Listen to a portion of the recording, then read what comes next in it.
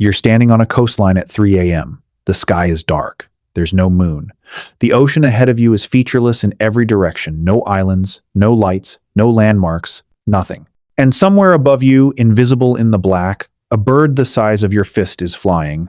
It has been flying for 11 days straight. No food, no rest, no instruments. It left Alaska 9 days ago, and it's heading toward a specific bay on the coast of Tasmania, a bay it has visited exactly once before. When it was born, it will land within meters of that spot. Its brain is the size of a walnut. So what does that bird know that we don't? The answer isn't one thing.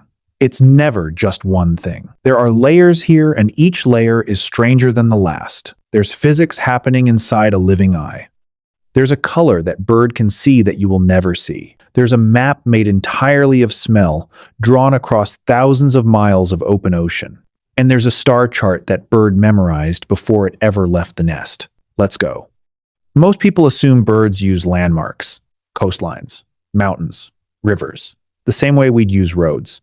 That assumption is wrong in the most interesting possible way. European robins, small, unremarkable birds, navigate 5,000 kilometers from Europe to sub-Saharan Africa every autumn, using something that has nothing to do with landmarks. Henrik Moritzen at the University of Oldenburg spent 14 years, from 2004 to 2018, studying exactly how. What he found was that robins navigate using a quantum mechanical process inside their own eyes. A protein called cryptochrome 4 sits in the retina. When blue light strikes it, it creates something called a radical pair, two molecules with entangled electron spins. Earth's magnetic field changes the behavior of those spins, and that change gets converted into a directional signal. The bird may not just sense magnetic north. It may see it as a tint, a shadow, a gradient layered directly onto its visual field, the way a pilot sees navigation data on a heads-up display. Homing pigeons transported in light-proof, sealed containers, no visual cues of any kind, still find their way home. Reed warblers displaced 1,000 kilometers east of their normal route still correct their path and reach their destination in Britain. They don't look at the sky and guess. They look at the sky and read.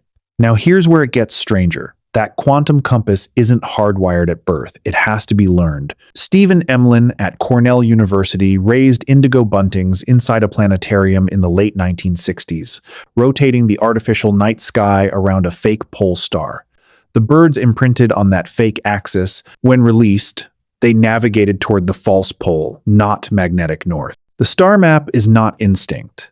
It's memorized. During a narrow window after hatching, before a bird has ever flown, it watches the night sky rotate and encodes the axis of that rotation as its fixed reference point for life. Blackcap warblers, raised in the southern hemisphere, calibrate to the Southern Cross, not the North Star. Bar-tailed Godwits must complete this imprinting within 30 days of hatching, or they never orient correctly again. The system is blank at birth, locked in by experience, referenced for the rest of its life. They learn their compass before they ever need it, and they never forget. Now let's talk about the ocean. Out on open water, there are no landmarks at all. And yet, wandering albatrosses patrol more than 10,000 kilometers of the Southern Ocean and return to Crozet Island with errors of less than 0.1%. Manx Shearwaters, displaced from Wales to Boston, crossed the entire Atlantic and made it home in 12.5 days. How? Gabrielle Nevitt at UC Davis spent over a decade, from 1995 to 2008, tracking a gas called dimethyl sulfide DMS, released when zooplankton graze on phytoplankton. This gas isn't distributed randomly. It follows the structure of the ocean upwellings, currents, temperature gradients, and those patterns are stable and repeatable year after year. Birds build an internal olfactory atlas of the ocean. When Nevitt surgically blocked the nostrils of Leach's storm petrels, they became severely disoriented. Blindfolded birds returned home normally. Corey's shearwaters, deprived of both magnetism and smell, showed total navigational failure. Birds with smell intact corrected course within 6 hours. The ocean has no roads, but it has a smell, and birds have memorized every turn. Here's something that almost never comes up. Direction alone doesn't get you home. You also need to know where you are on the globe. Birds solve this with iron. Literally.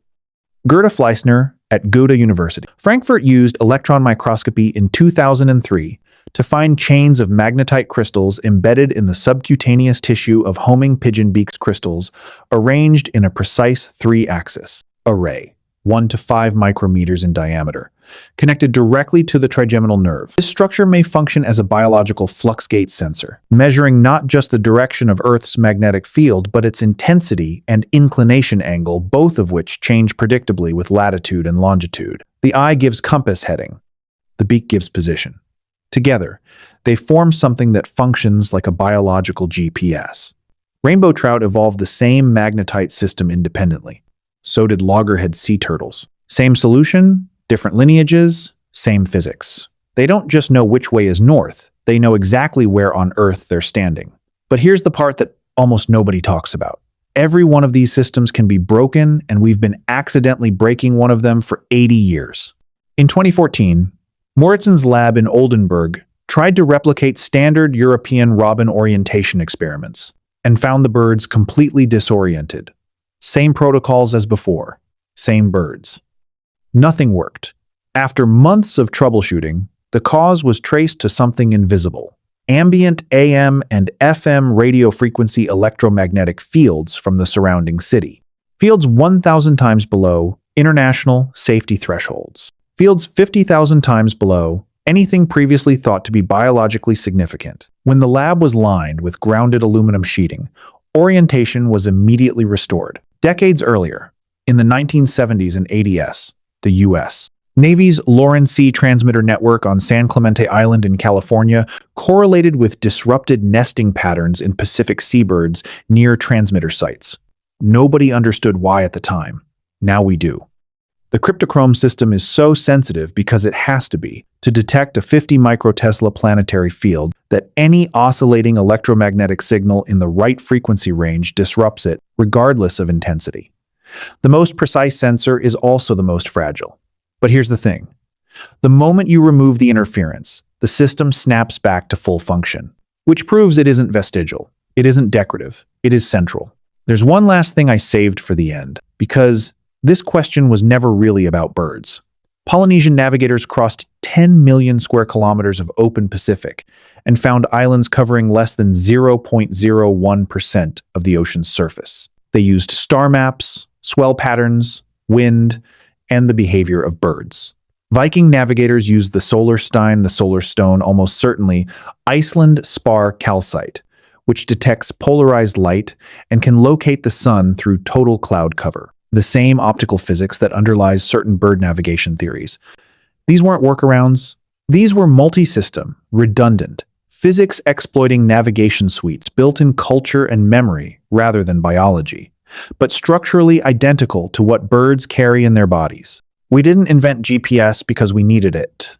We invented it because we forgot how to read the world. Every living thing that has ever needed to move across the planet without technology has solved the same problem using the same underlying physics over and over again. Birds have had 50 million years. We had those same systems once. We just stopped using them. Now, go back to that coastline. 3 a.m.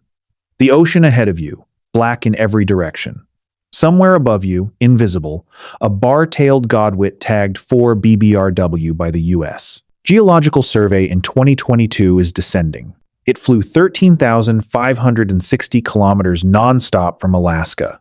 11 days. No food, no landmarks. The quantum compass in its eye has been reading Earth's field for every hour of that flight. Its beak has been cross-checking its position against magnetic intensity since before it could see the stars. It memorized the axis of the night sky before it ever left the nest. It read the smell of the ocean the same way you read a road sign. And now it's landing within meters of the exact coordinates encoded in its body before its first breath. It didn't need a map. It was born already knowing how to read the world, and the world never stopped making sense to it.